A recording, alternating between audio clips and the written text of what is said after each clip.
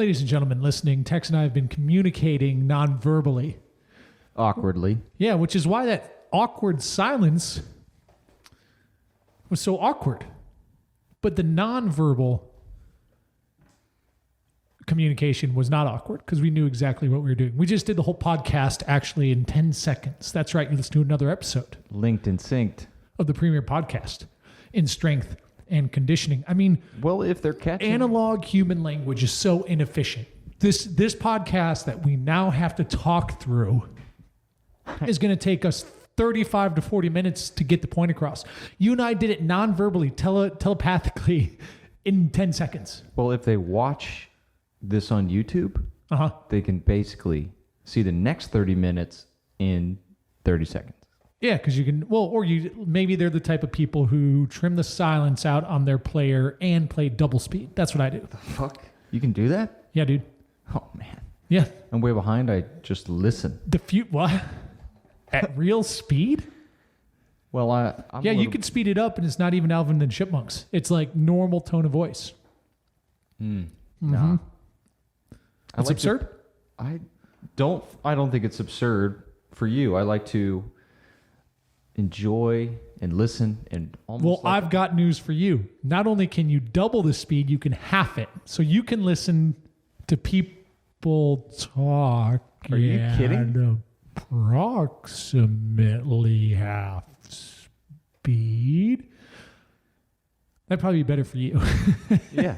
I process more of a slow. I couldn't imagine. That'd be torture for me. I'm just telling you.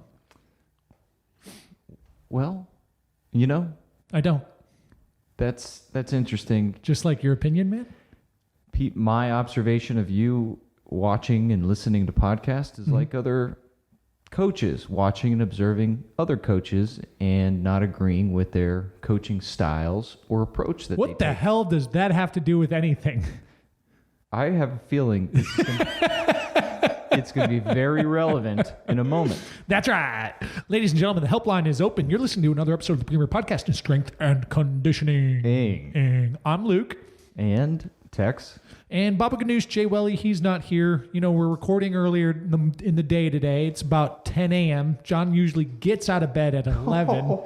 Burn ban is off. I don't want to do that to him. Oh, what? Am I wrong? Well, no. But I'm not. You're just an asshole. No, spoken like a true asshole. No, it's Friday. Tex and I are doing an impromptu. Yeah, Friday. Yeah. Casual. It's a beautiful day out. It's too cold.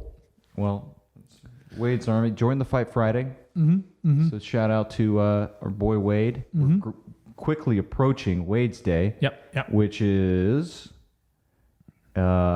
let's see. If you're listening this in real time, it's approximately a week away. So boom. So keep your eyes peeled.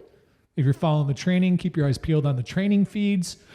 If you're not following the training, head to Wade's Army on social. Yep. Watch Power Athletes social. At Wade's Army, check out the workout. 11-12-11 was the angelversary of our hero, Mr. Wade DeBruin. Passed away of neuroblastoma at the age of 2 years old. And now, 8+ years later, through Wade's Army, we've done a lot of good fighting for pediatric cancer.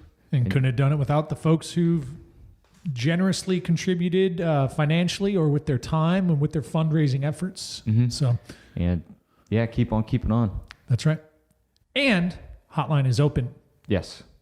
929-464-4640. That's 929-ING-0. Call us up. Leave us a message, and we will address your concerns right here on the podcast and push it out to the podcast universe. Right? Talk through it. Pick up these ideas, break them apart, digest them, and put you in a better position to empower your performance, whether that's coaching, training, parenting, or just being a better version of yourself. Being.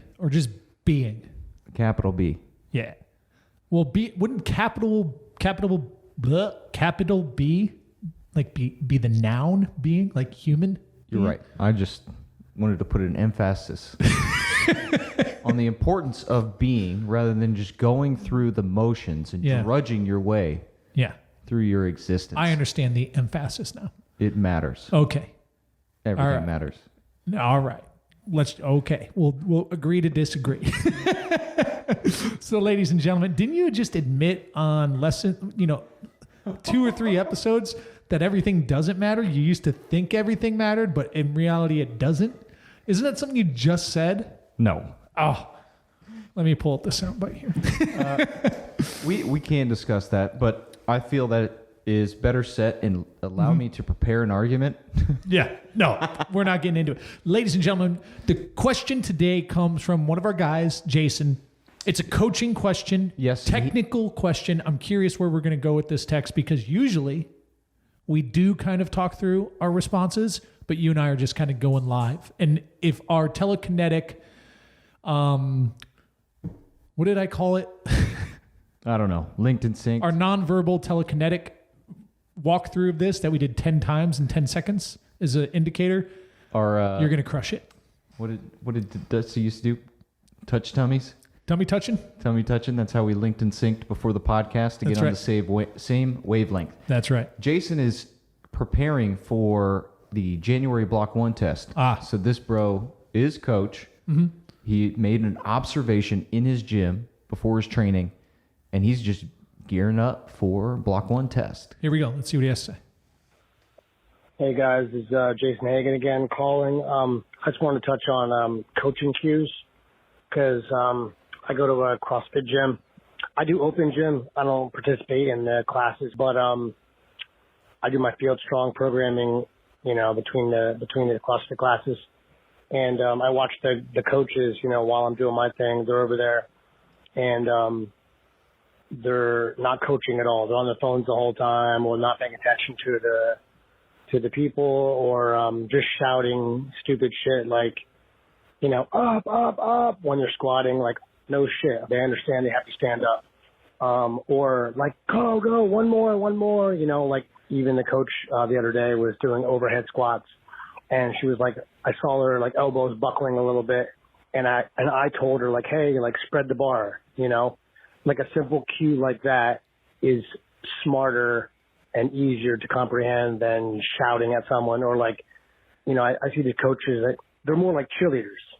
They're just, jumping around, go, and like, doesn't make a lot of sense. It's not like improving their performance. I always read your descriptions when I do the movements for the Field Strong, and it'll say like, act as if you have gorilla hands and you're like putting your big toe driving your big toe into the ground when you're setting up your for your lunges or squats or anything like that. That kind of thing, it works for me, So I wanted to see what your guys' opinion on the CrossFit coaches are. I just wanted to see what you guys thought. Anyway, have a good day. Thank you. Thank you, Jason, for listening. And thank you, listeners, for listening. We love you. Hugs and love. Right? Hugs and loves? Yes. Hugs and loves. Mind hugs. I hate queuing. I hate this. I've hated it. Hang on. Let me rephrase. Hate is a harsh word. Queuing has always been this interesting, mystical conversation when we've talked with coaches, especially younger in terms of life cycle, like greener coaches. Right. As I recall it, granted, it's been a few years since the seminar, but man, we engaged with thousands of people. And queuing seems to be perceived as like this magical art. 1,000 people around the world. Different languages, different countries. And seeing the same fallacies and mistakes with what you're referring to. Now, with that said, though... I think you have more. What do you mean? Negative or experiential misuse of this cue. Uh-huh. Wait, what? Yeah. So with the like coaching isn't queuing, or queuing isn't coaching, but coaching requires queuing. Mm-hmm. Is that fair? Now, queuing falls in various different categories, and I think like the primary dichotomy that really is steaming right now like a fresh pile of dung, right? In the morning, in the cold Central Texas mornings is internal and external queuing. Would you agree? Do you concur? I agree. I feel, I mean, the research is in line. Yeah. And we got to give shout out to our friends, Rachel Larson and Nick Winkelman, for doing a great job delineating between the two and painting a picture for coaches, new and experienced. Exactly. And if you're wondering what's the deal with cueing, well, number one, understanding that delineation and the implications that it could have on your athlete is paramount. Neither is right, neither is wrong, and cueing requires context. So there's no magic cue to a movement. Nope. Because the movement is individualized to the athlete. And since the movement's individualized, so is the cueing. Do they respond more effectively in the early phases of learning the movement to internal cueing or external cueing? Perhaps, within our cueing hierarchy, we even went in terms of, kind of delineating internal, external, but we talked about these performance perspective type cueings, which can and typically are external types of cues, but can be internal depending on the athlete, the context, and the performance perspective. An example of that text that we use that you came up with is if you're trying to get an athlete to lead with their hips in terms of sitting back into, let's say, a squat, quarter squat, jam squat, kettlebell swing, some sort of X-axis movement, and they're a basketball player, you could use imagine you're boxing out. Right? That's external cue. It creates a vision, a common movement in the athlete's movement vocabulary in his mind's eye or her mind's eye of visualizing what they need to do with their body. Or, you could use a tactile type of cue where you may have them stand by a wall and say, reach your tush to the wall. Right? And they can feel and aim and use their body to aim and touch something. Yeah. Or not. Like avoid something, Yeah. right? Get in the way. That's one of my favorite coaching tools. So there's all sorts of different ways to do things, and really you're limited by your creativity, I believe, when it comes to cueing. However, it is important to have a system. Well, I agree. It's very important not just to talk, to feel like you're coaching. I feel that's very selfish coaching. Saying things, and we see sport coaches do this all the time, yelling things from the sideline, even though, right, the players can't hear it. I feel that is selfish. It's wasting breath versus focusing, taking the notes, and then waiting for an opportune time to then debrief and walk through what you have to say. But as Jason's example of the coach just yelling things, there are certain... Is up a bad cue? I wouldn't say so. I'd say there's better cues. Can up be a bad cue? It can be. I mean, if that coach, I'm not sure, if that coach was willing them, using the power of levitation, that's levitation, Holmes, to bring them up, then it's not a bad cue. But if he is just saying that, and there's no internal, there's no external, I feel there's better opportunity to improve this coach's ability to get the most out of their client's performance. All right. I agree. And I'm thinking like we've spun off. So let's get back to Jason's. Yeah, plenty of frames to connect us to. Okay. So where do you want to start? Let's see. I mean, we've ranted on cueing. Yes. We can start with the different variations of cueing from our experience and bring it into our model that we aim to teach coaches how to teach people to move. I'm going to start with a disclaimer too. Okay. So Jason is working out at a CrossFit gym. He's running open gym. He has this interesting like outsider's perspective of how that gym and the coaches within that gym engage with general pop athletes is what it sounds like. Okay. Well, number one, he kind of alludes somewhere in the question, like, what's up with CrossFit coaches? The tricky thing with CrossFit coaches is there is a spectrum of capability within the cohort of all CrossFit coaches. We have, and we currently still do, over the past, almost a decade, have worked with thousands of CrossFit coaches, some of which who are really switched on. I mean, really talented coaches who know that coaching isn't cueing, coaching is connecting. Okay? And they use good cues, I guess, or they're able to make the connection to not just teach movement, but coach movement to set up and set free. Some of the things we're probably going to get into today, right? Yeah. Like it's an art. It requires intuition. It requires experience. It requires risk. It requires patience. All of these things calculated, mindful, and considered to be a great coach. And CrossFit coaches can do that. And then there's the other end of the spectrum. Oh. And this isn't, and my point being is like, this isn't unique to just CrossFit. No, not at all. I referenced sport coaches earlier. Oh yeah. But So yeah. the positional sport coaches, strength coaches at the high school level, private strength coaches who have their own boxes that aren't CrossFit, like any coach that you can come across, like the spectrum exists there. So like the risk is not unique to CrossFit is my point. Yeah, and I will also bring this disclaimer. If the shouting, if the ups, if the cheerleading is beneficial for providing a grand experience for that client, Yeah. no matter their gen pop, they're a kid, they're performance-based individual, awesome. Continue to do that to provide that experience. Why? Because the person keeps coming back, and that's how they get better, is consistency. Yeah, and the tricky thing too is the general pop, right? Like, Right. I'd say that one of the deficits of a general pop client that is probably more prominent than, let's say, a performance-based sports athlete is going to be motivation.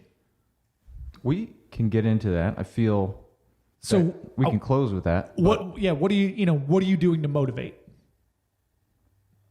Is it just cheerleading? Okay. Like it has to be intentional and calculated. Well, there is a path to motivation. I feel we can close with that. Okay. Because right now we're getting away from the coach, and we can dial in and be very specific and give Jason observations to look at next time to see if these folks are doing it. And then rather than him walking up to the client, I advise against that. Walk up to the coach and put them in a position to improve their ability versus just being the guy on the sidelines walking in and trying to quarterback this class. So let's start with this. Ready? Break. Movement. People are coming in, and the goal of coaching ultimately is to build a level of proficiency in movement within the paradigm of what we're talking about, like strength and conditioning or fitness. Yes. Right. We would define it as athleticism, but you could just say for the Gen Pop, proficient movement where they don't need a coach walking through the explaining this, labeling the movements every time. If you say thruster, the person knows exactly what to do, when, how, what, and then what weight to choose to challenge their ability. Should we also delineate within that context is like teaching movement versus coaching movement? Oh, yeah. There's a lot of delineation. Right. So go. I'm going to just hand it off to you now. Okay. We'll begin with the types of cues. This goes back to our seminar, and we weaved this into our warm-up presentation and walkthrough. Part of it was how we chose to teach the group of teachers and coaches was using anatomical terms. We were very specific, and how we did that would be dorsiflexion and plantar flexion as an example. If we wanted our coach in a dorsiflexion position, we would say dorsiflexion. Now, I don't think that's going to work for our 13-year-olds or our 45-year-old folks coming into our Gen Pop class. Awesome. We can say dorsiflexion, and they'll like, whatever, oh, okay. And then they'll look to somebody else within the class to see what they're doing and then try to mimic it. All right, well, how can we verbalize an anatomical position of dorsiflexion? Pull your shoelaces towards your knees. Drive your heels towards the sky, if the example's a dead bug movement. Awesome.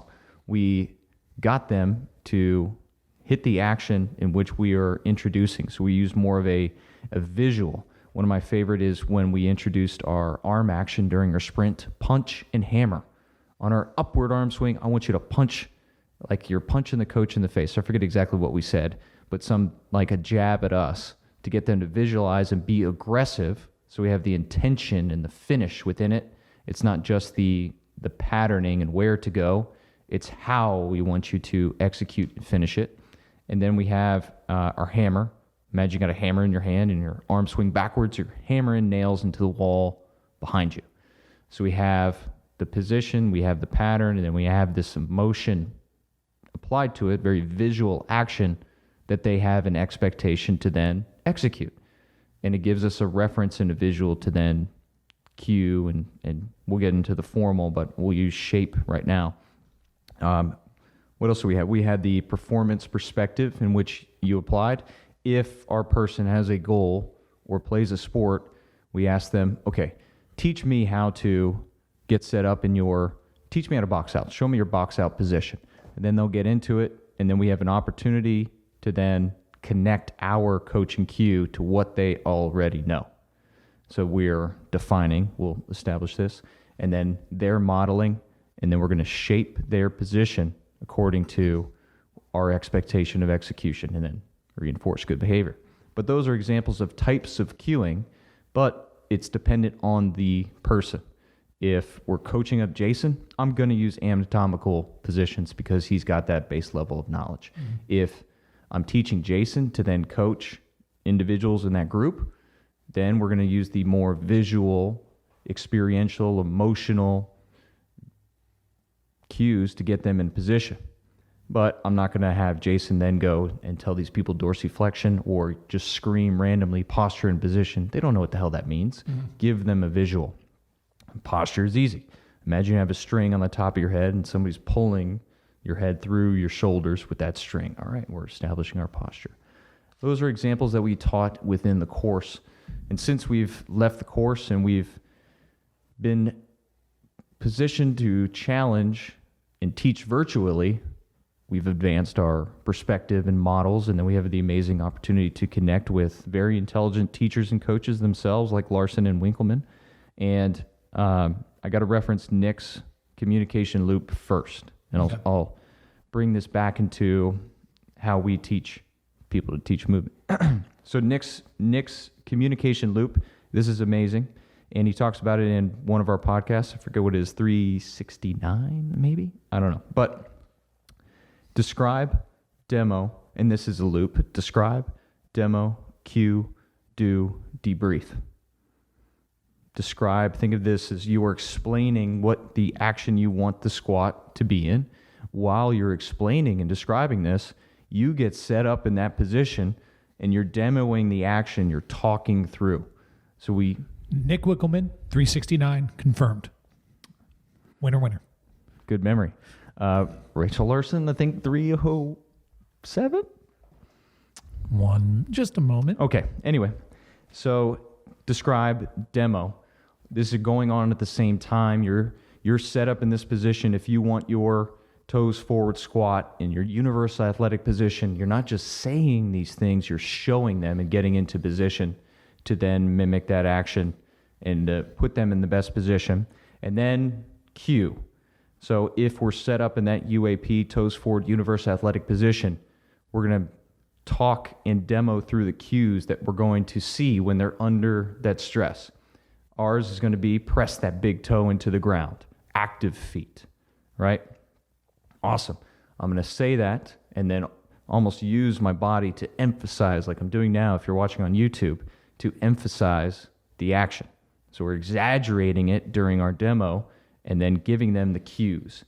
Like say I move in my squat and then I want to ask them to drive their knees back out of the hole. I'm going to exaggerate that or finish through the hips and give them a big movement that then they can do their best and damnedest to mimic when they attempt this. Mm-hmm.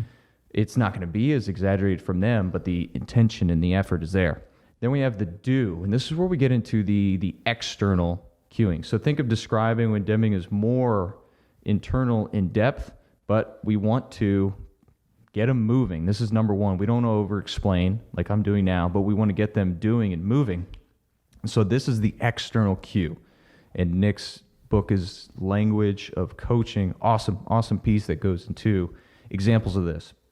But do.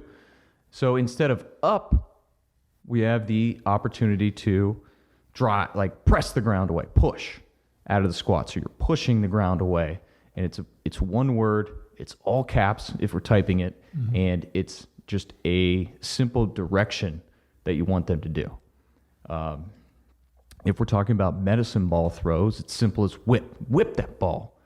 So I would try to think and put my best sport coach cap on when doing these, because they're great at one-liners, one-word things that they want their people to do. Drive, for example. So do, and then debrief. This is the end of the coaching loop. They've moved. I'm not just yelling at them during the movement. Me personally, I'm observing and watching how they're internalizing and executing what I did have to say. And then you come in and say, how did that feel? What happened there? So it's very vague what you're asking, because you don't want to force them into force feeding you an answer that you want to hear, you're looking for. It's not a yes or no. Did you improve on that? That's a poor question. What happened there?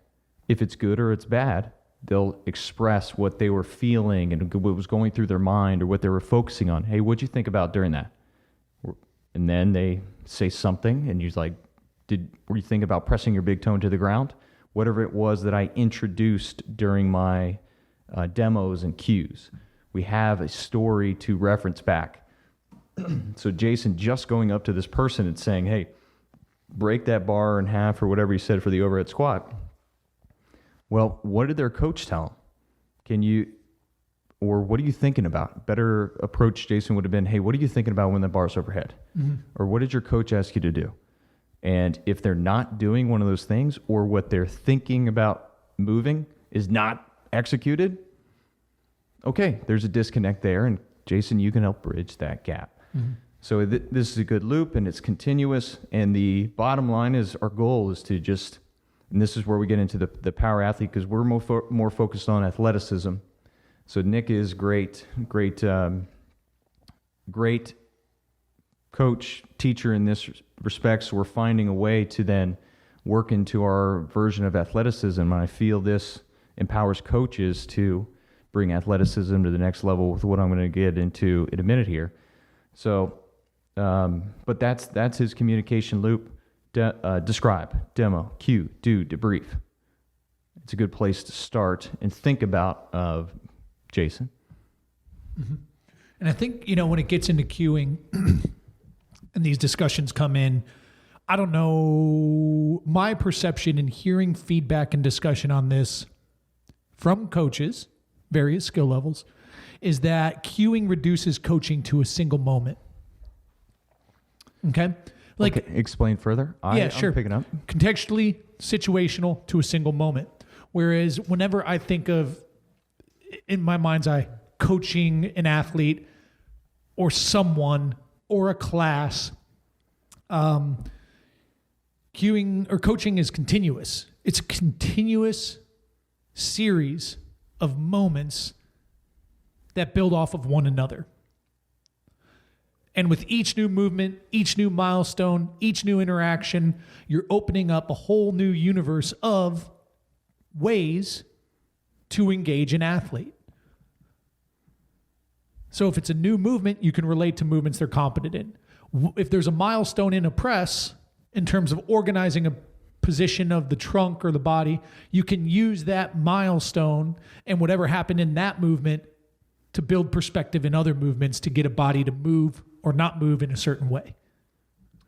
So it's this continuous, you can't reduce it to a single cue, and I think even Winkelmann's, I'm not disagreeing with Winkelmann's loop, but as people are hearing that and perceiving that, think of it longitudinally across time and the athlete's journey. And just in that sense, if we were to pretend we're charting an athlete's journey, and let's say that line text is just this kind of subjective competency. Oh, I thought you were going to say peak in high school, but no. Only a few very lucky people managed to pull that off, right? So in its competency, the area under that curve is opportunity for you to expand your coaching base. At the very beginning, it's going to be a pretty focused approach to coaching in an athlete's journey. I feel it's got to be consistent across various movements, but then your vocabulary, that coaching loop kind of, it becomes more robust as the athlete is more skilled. So you have to take athlete life cycle into consideration, and competency also goes along the lines of the athlete's like willingness to get better. At some point, they may be like, good enough. That's it. I'm fine here. And the more energy you put into that, if you can't crack through whatever that mental block is for them, or change their perspective on what they're doing in the gym, I'm thinking general population and maybe even sports, right? Oh yeah, there's certainly burnout in both respects, or yeah, you're going to go crazy coaching. Enough. So that's just a little narrative on maybe how folks might not be perceiving some of the tools that we're pushing out here. Yes, we aiming to target our attention and focus on specific things. And Luke, you're doing well in creating this longitudinal perspective. And the longer you are a coach, this is the cool thing, the less you'll say, the less movements that you'll choose to implement in our program. A great reference is Mike Boyle. Yeah, I thought you were going to go there. Yeah, man, he's an amazing example of simpler or simple, no simpler. Yeah, and that longitudinal perspective and development, that is a growth mindset, because you're always looking for more ways to be efficient. It's not looking for a word or cue or direction that works for this movement. No, you're able to apply the specific tool that the athlete needs at that moment in time for teaching, coaching, evaluating whatever phase you're observing at this moment in time. Which leads us to the power athlete perspective, to our teaching movement, and this goes into coaching as well. Coaching, teaching, evaluating. That's what we want to create here. Bottom line is 4 phases that we get into. The first is going to be define. You need to put yourself in the best position to define movement. This goes in line with Winkelmann's describe and demo. And if I'm describing and demoing movement well enough in the introduction or the breakdown for an athlete, it sets you up for less coaching. Better you introduce and better you get them into the right position, then the less work you have to do. So this defining movement, an example that we use is our primal movement patterns. Our 4 for the upper body and our 3 for the lower body. Wish I had Pelvis Presley here to be our example, but I have one better. No, I can't exactly use him. That's okay. Anyway, so our 4 primal foundational movement patterns for the upper body, we have vertical push, vertical pull, horizontal push, horizontal pull. Those are 4 for the upper. And then our lower, we have our squat, hinge, our lunge, and step up. Those are based off the actions of the pelvis. So our squat, our hinge is going to be a pelvis rotating along the x-axis. Imagine May I? You may. You're a geometry. Let's just pretend your hips are a bowl of soup. Okay. If you were to tilt that bowl of soup forward to spill it out, that's X. X is tilt. Okay. Right? And then you have twist. If you were to spin that bowl of soup, twist it, that's your Y. That's going to be what we call our lunging. And then I did it backwards. Let's call X spill, Y twist, and then Z is tilt. So if you had that bowl of soup and now you're spilling it side to side. One edge is going up, the other is going down. That's going to be your step. Yes. How was that? It's great. Very Spill, twist, tilt. It's very clear. That's what I do. Mm-hmm. Very emotional, visual cue to help our listeners direct it. And you're right in line. So those 3 actions of the hips, these are how we define movement that puts us in a position to then model and show our athletes how to do it. We are just defining, and that's how we would describe it to our Coach Hagen here, right? Mm-hmm. But then apply Luke's twist, spill, and tilt perspective to then introduce the actions of the hip to an athlete. From define, we get into model, and this is where we get very specific. So we introduced the spill for our x-axis. Now we define the action of the hips.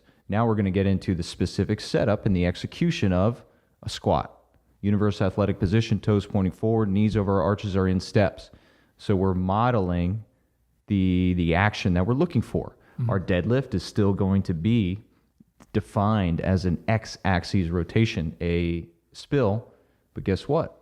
Our model changes a little bit. Now we're heels underneath our hips, our toes pointing forward, knees straight line from our heels to our knees to our hips. Mm-hmm. And it's still tilt, but mm-hmm. our modeling, our execution changes just a little bit because it's more pull action versus pushing the ground away like a UAP. Right. And we use the UAP to anchor a position. Mm-hmm. So from that anchor point, all you need to now do is modify from there. So it's your starting point. And it also happens to be the posture and the position that puts you in the most advantageous position in sport. Mm-hmm. So you anchor everything around this, and then that becomes your basis for coaching.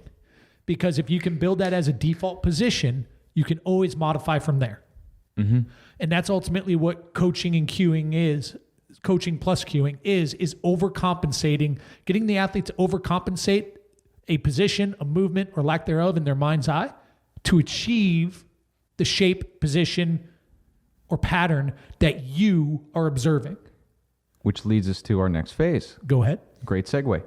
So we had define, we had model, and now we have shape. So important point for the model, you're putting them in a setup, in an execution, you're describing, demoing, and then you have to set them free. They have to move. We can't over-describe, and this is where I advise coaches not in your introduction of a movement, don't describe any faults, because then they can't delineate between setup, execution, and faults. Mm-hmm. Don't tell them what they're going to do wrong. Set them free, and then shape. This is where you intervene as a coach. This is that opportunity to then get in there and give them the cues and the do's that Nick describes. So that shaping is a phase of coaching and movement. It's not when they're underneath that barbell and you're screaming up in there. It's in between these sets, these reps, this opportunity to then connect and get back to it. Mm-hmm. So shaping, that is our opportune moment to coach. But defining and modeling movement, this is how you teach. You're teaching your athletes how to move. Set them up, set them free to make as many freaking mistakes as they want. And then you as a coach have the opportunity to shape. Maybe that's scaling weight back. Maybe that's scaling weight up. Maybe it's rethinking or being very specific in how you're teaching, cueing, or getting them to the position in which you have in your mind that they can't necessarily, maybe they're picturing it and visualizing perfect execution, but it ain't there. Mm-hmm. How do we bridge that gap between your expectation of execution and their hitting it? Mm-hmm. And would it be fair to say, Tex, that a coaching win isn't necessarily closing the loop all the way, but progressing them to your expectation? So they may not hit the expectation today, but over time they should be trending towards it. Yes. And this is the important of set up and set free. Mm. we can put them in the best setup position. I won't say perfect, but an optimal setup position. All things considered, right? Individuality. And the movement.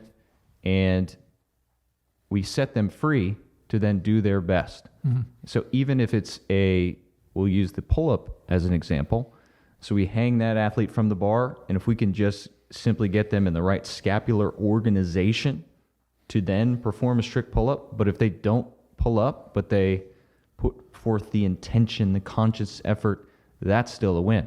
We can then progress and put them and literally push them to the top. They have the expectation of maintaining a good shoulder position, and then gravity works its way in the negative, but they have a representation that they're able to fight towards versus the elbows caving in, the shoulders driving up. So it's that set free is so important. And then in our perspective for athleticism, because we don't want them to rely on us anymore. That's the eventual goal. And how we can accomplish that, get as creative and fun as possible. Don't overcoach at this point, but do what they need at the moment to get into a better position, better execution. And then finally, our last phase is going to be reinforce. If they were able to improve or maintain a setup position through their best range of motion that they have available, coach, intervene, give them a good, I won't say good job, but knuckles. Validate the action and the improvement. So that's going to, we get into the physiology, that's going to release the reward hormones that they did better. It's not, if they start to compare themselves to other people in class, now I'm talking Gen Pop, not performance. I want my guys' performance to compare themselves and push. That's a team aspect. But Gen Pop, don't compare yourself to the person squatting in the rack next to you or on the whiteboard from the 6 a.m. If I'm a 8 a.m. class person. That's not how they're going to get better. Yeah. We're reinforcing the progress at the quicker we provide reinforcement, the better. Yeah. And I think to clarify on that too, Tex, because that is such a pillar in a lot of the Gen Pop CrossFit style setups is the competitive aspect of it, which I don't think is bad, assuming you have a platform. Like the foundation of progress is UVU. You know what I mean? Yes. Now, with that said, if the only way people are wondering if they're getting better is by beating other people, you're in a high risk scenario. You need to shift that paradigm. Having a little bit of competitive fun isn't the worst thing in the world, but it needs to be, again, calculated, considered, and appropriately applied. And a way you could do that could be like a weekly throwdown, for example, maybe a monthly, I don't know, right? Have your own little games, but at the driving trend line for success should be the individual versus the individual. Yes, I can't agree more. And man, we could talk about tricks to still feed the competitive juices for those top tier individuals within your Gen Pop, still Gen Pop folks, but they had got the juice. Different ways that we could, man, that's a whole different podcast. But the bottom line, and you're right, we want to create a culture of movement. Culture of movement versus a culture of competition within a Gen Pop scenario. And that is simple improvements, technique. Sometimes you can use weight on the bar to measure progress. And if we want to get into goals quickly, we can do on that. But find a way. And this is how you communicate and how the better you define and model your expectations, your movements, your standards, if we want to use gym language, how your standards, I guess the Deuce gym as well with Logan out in Venice Beach, the better you define and model your standards, then easier it is for you to shape and at the same time reinforce and create a culture of movement. Versus letting some people slip, slide, or you give up on the shaping because your limited ability to communicate correction, or now I'll go back on this cue very quickly, but your limited ability to define and model movement. If you took a course and they handed you a sheets of, okay, here's 10 squatting cues or 10 deadlift cues, and then you're defining, modeling, shaping is caught only on those 10 cues, that's an issue. Because then we're not creating this culture of movement, and you're going to give up on people because you don't have the ability to communicate well enough to that person to then make the change in the shape and to reinforce good movement.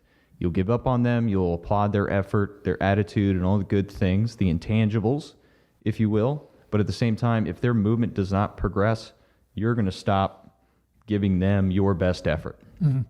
Or you'll just turn into the repeater. It's a jackal. It's a jackal. It's a jackal. Knees Wasn't out. it a jackal the first time? Knees out. Knees out. Knees out. No. Go ahead.